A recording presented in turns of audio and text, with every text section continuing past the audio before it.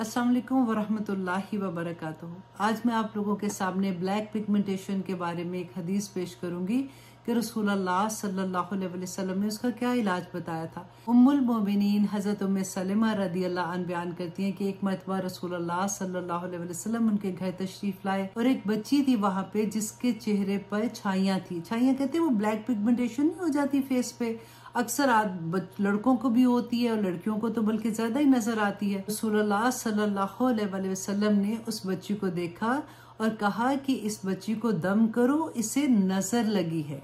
और अब देखिए कि जिन लोगों को छाइयां पड़ी होती हैं और वो चेहरे पे बहुत ऑब्वियस होती हैं और उसका इलाज इतना मुश्किल है कि आप जैसे कितनी भी क्रीम यूज करते हैं तो वो कुछ ना कुछ फिर भी निशान रह जाते हैं। उसका बेहतरीन इलाज ये है कि उसके लिए दम करें और रसूलुल्लाह सल्लल्लाहु अलैहि वसल्लम से बहुत से दम साबित हैं। हजरत आयशा रदियल्लाहु अन्हा बयान करती हैं कि रसूलुल्लाह सल्लल्लाहु अलैहि वसल्लम जब कोई बीमार होता तो अपना दायां हाथ उस पर रखते और ये दम करते थे, असिबिल बास रब्बन्नास वशफी अंत शाफी ला शफा इल्ला शफाउका शफाअन ला यगादिरु सकमा। असिबिल बास रब्बन्नास, ए लोगों के रब इस बीमारी को दूर कर दे। वशफी अंत शाफी, शफा अता फरमा क्योंकि तू ही शफा अता करने वाला है। ला शफा इल्ला शफाउका, कि शफा तो सिर्फ तेरी ही तरफ से है। शफाअन ला यगादिरु सकमा, कि ऐसी शफा अता कर कि बीमारी जड़ से ही निकल जाए। बहुत खूबसूरत दुआ है,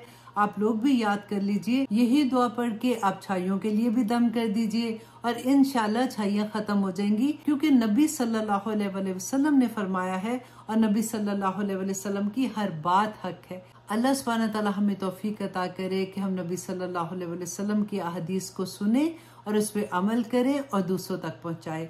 आमीन सुम आमीन। अस्सलाम वालेकुम वरहमतुल्लाहि वबरकातुहू।